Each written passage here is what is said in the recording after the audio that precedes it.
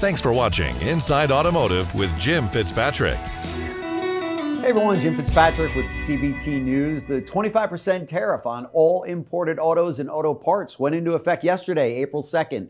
Joining us now with his perspective on this announcement and maybe recommendations for his members is Cody Lusk, the president and CEO of AIADA. Thank you, Cody, for taking the time out of your busy schedule there in D.C. You are a stone's throw away from the Rose Garden announcement that the president made yesterday, and I see you smiling there. What's your reaction? Invited, Jim. They didn't have me there, but it was we did watch it. So. Maybe next time. So what is your reaction to all this? I mean, here you are, the president of the American International Auto Dealers Association. This is it must be like a stake through your heart, right? Well, I mean, ironically enough, this was how the association was founded by a group of Volkswagen dealers that were reacting to a 25% tariff that they were putting on German auto imports as a result of a poultry dispute. And wow, we still have interesting. Okay.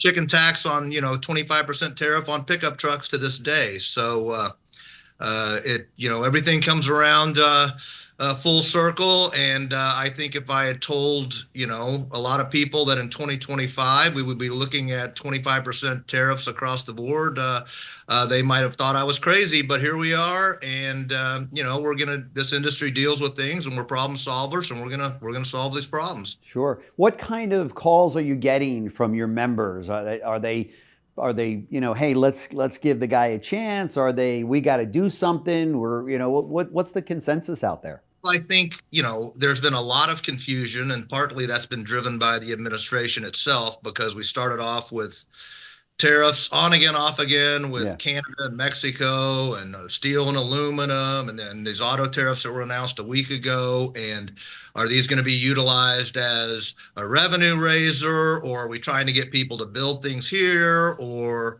is it just a negotiating tactic? And I mean, I think you have all over the map, and I think the president has been very clear. I think your interview with Senator Marino, Senator Marino made it very clear.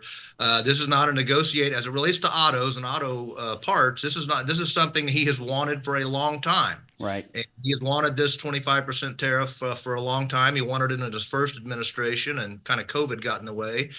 So I think a lot of dealers are a little bit shocked that he was actually going through with this.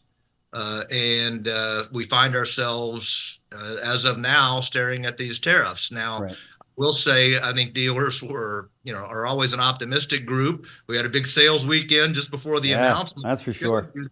It highlights the fact that consumers know that this is going to impact prices across the board. Right. And they wanted to get out and pull some of those sales forward. We're still seeing how the manufacturers react. It's going to take, we met with USTR earlier this week, and we have said it's going to take a couple of months to kind of cycle through the system and see how this really plays out. Again, our biggest issue has been affordability, and with a payment of $780, you add on a few $100s of that, you're north of $1,000 of a monthly payment, financed out at a higher interest rate, and interest. All these tariffs we announced. And we'll talk about the totality of this, Jim, because I think all the dealers and everything are just focused on our piece of the puzzle, but you're talking about the totality of every country that we deal with is going to get hit with the fluctuating import tax, and we're still not sure how they're going to do all that because they're not a uniform number. So consumers are going to get hit left, right, and center across the board, from the groceries they buy, not just related to autos. They're going to have less spending, less money to spend on cars than they might otherwise have, because they're spending it on their homes, their rents going up, everything's going up across the board. Right. Now, the president, during his announcement in the Rose Garden yesterday, held up a chart that had, all of the tariffs that other countries charge to us. And I think it was an eye-opener for a lot of Americans. Obviously, some of them were as high as 200, 300, 400% tariffs on our products. And it looked like the reciprocal tax that he was going to be suggesting or putting into place was about half of that number that they're charging us. There's probably a lot of Americans that took a look at that and said, whoa, we didn't know it was that unfair out there, right?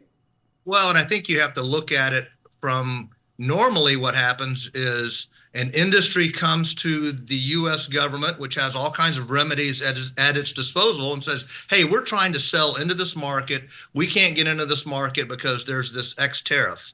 And let's take the automotive, for example. I wish that this was an issue of the Detroit guys' inability to get into markets around the world. Yeah.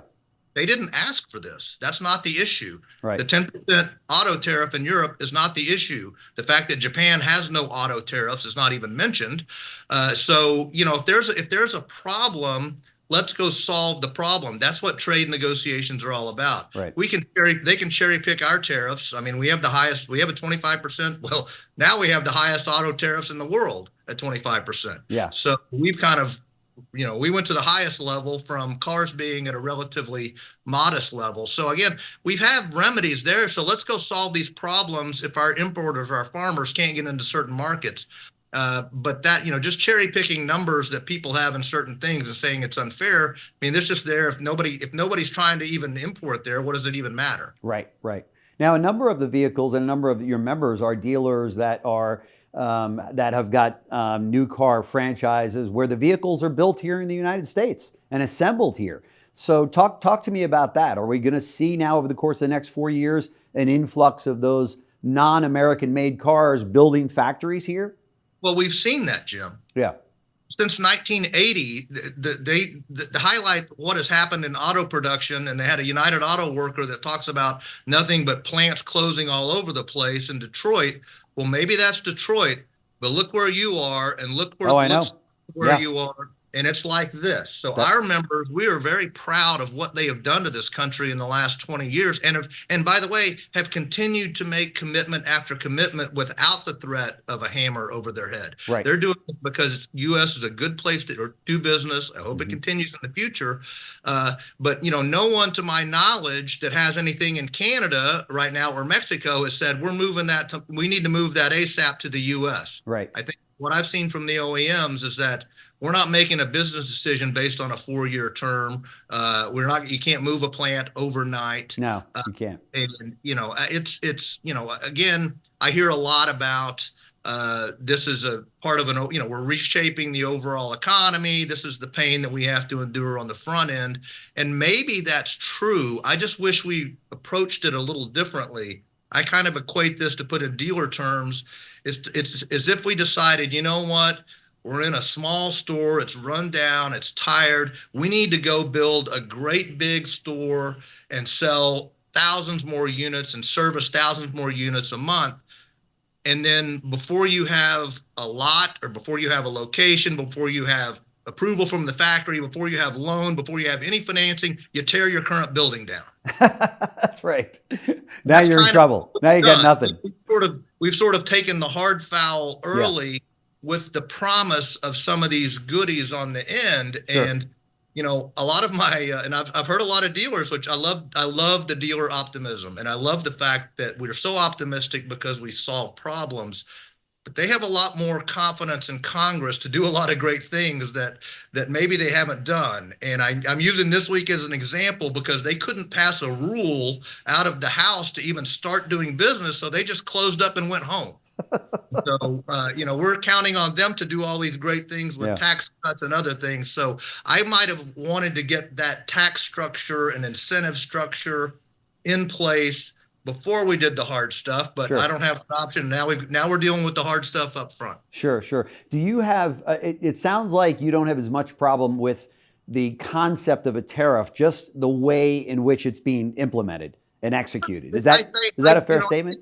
I think that the evolution, and I credit President Trump with this because he has, tariff for forever was a 4-letter word, and he brought it into the lexicon. And you hear the Jamie Dimons of the world. I think when you look at a country, let's take China, for example. When you have somebody that is knowingly flaunting all the rules, that is blatantly, as I say it, they're a predatory exporter. Yeah. And so I think tariffs and that to truly protect your national security, I think could be utilized in a positive fashion. But let's back up a little bit to where we are. He declared that automobile imports are a threat to national security. Yes. And that's why we're here with these 25% tariffs. So I take exception that we're actually a threat to national security. I think if there is anything that does come down the pike, we have the capacity here. We have more capacity. Our friends in Canada, who were our allies in many wars, maybe I'm not sure what they are today, but I think that we would have more than enough capacity and the willingness to help from all of our friends Sure. to we would need to do. So if you want to that's the mechanism they use, but I think it is a little bit over the top to declare or actually try to argue that in fact automobile imports are national security. Sure, sure. We've been dealing, as you know, in this country with inflation that's been out of control, and it's still, while it's low, it's still a little bit higher than we'd like it to be. Obviously, what do you think about it when the president makes a statement about I couldn't care less if it raises the price of cars? What? Yeah, it goes back to the fundamental issue that we're fighting in our industry is the ability to get people in the cars that they want, and affordability is a huge factor. Yeah. Again, it's all about that monthly payment, That's and right. if that monthly payment's going up, it's going to sell less cars. I guess with the interest rates where they are, and given the actions, let's put this into context. This is the largest tax. I mean, again, we haven't have the goodies on the back end yet, and I don't know what those are going to be. But right now, we're staring at the largest tax increase without a wartime, the largest non-wartime tax increase in American history. Yeah. And so that's what hitting the American people. And I worry about how that, and also how consumer confidence has been waning, and growth is slowing. And look at what the Atlanta Fed has predicted for negative growth. So I worry about that in the short term and how we deal with that, because again, customers are about making that monthly payment. Their insurance costs are going up. Right. Service is going up. So it's and if they're paying more for the groceries, they've got less to spend here. Yeah. There's a little over 3 million new cars on dealerships lots as we sit here today. It looks like they've got some runway there anyway before they're going to be hit with these tariffs of incoming cars. We're already starting to see ads from dealers that say, hey, this is pre-tariff or this is tariff-free vehicles that we've got. Come on in. We just finished, as you pointed out, an incredible March. It looks like it's going to make up for a great quarter for the first quarter of 2025. Do you think anything could change between now and by the time those vehicles run out and dealers are loading their lots back up again? I mean, I think, again, we're dealing with this president who changes his mind and is not afraid to change his mind. Yeah. He thinks things aren't going the way that he wants. So if this is not going the way that he wants, yeah, he reserves the right to change this at any moment. I don't think the tariffs would increase, but I think there's always, and that's part of this give and take that he has proven that he's willing to do. I mean, he's a negotiator, so hopefully we might have to live with this for a little bit, but hopefully, some commitments can be made. Senator Moreno was pretty blunt about saying these tariffs are here to stay for 4 years. So, everybody get used to it. Right. I'm not 100% certain. I'm just going on, look what we've just seen in a month or 2 months on Canada and Mexico, where it's on again, off again, and fluctuating. But, dealers have inventory now. They have things to sell. I think a lot of dealers I talk to are kind of dusting off their COVID playbook a little bit. Obviously, the difference here is we know that for certainty this is going to last a while, and interest rates are not where they were. They're at a much higher place. And if you look at the inflationary impact of tariffs, again, across the board, not just on our sector, I don't know that the Fed's going to be lowering those rates anytime soon. I guess it depends what growth does and others. But, we're kind of getting the double whammy with increased costs and interest rates remaining where they are. Yeah. Did the White House reach out to you as head of an organization that represents foreign brands to say, I'd love to at least get your input on this. Well, we've had discussions with them, but the president has made up his mind. He made up his, again, Senator Vance or Vice President Vance is sending out, clips of him hammering the Japanese when he was, a real estate tycoon in New York. So these are not new policies in his mind. Yeah. He's always been very pro-tariff and very anti-import across the board. I don't know if that goes back to him, not being able to buy Pebble Beach if and when, but there's a lot of issues there. We would love to, sit down with the president, but I will say with this president, flattery gets you everywhere. So Yes, it does. Just last question here. What either advice or is there anything that you'd like to share with your members in light of all of this today? Is there anything that they can do to help your efforts there? Well, we're talking about, we have to let this sort of play out and see what the reaction is. I think the great thing about dealers and what we try, and I've learned and through working with some of these top business leaders is not to panic and, figure out how it's all going to play out. We're seeing how each OEM is reacting. They're all reacting differently to their portfolios, figuring out how to adapt to these rules. Some of the stuff relating to the USMCA and the parts, very confusing. They're trying to work through all that. So, be patient, look for guidance. We'll have guidance coming out. AIADA I'm sure we'll have guidance. There's gonna be a lot of information out there, but not panic. Again, we're best at the franchise model proves itself year in and year out that we're the best at what we do. We'll find a way to get customers the vehicles they want. I just do worry long term about the impact this will have on sales and jobs and the overall market and the overall economy of the U.S. Sure. Cody Lusk, president of the AIADA, thank you so much for joining us on the show. I know that our viewers, many of which are your members, will get a lot out of your message here today. So thanks so much and best of luck to you. Always great to be with you. Thanks for doing what you do, Jim. Thanks. Thanks for watching Inside Automotive with Jim Fitzpatrick.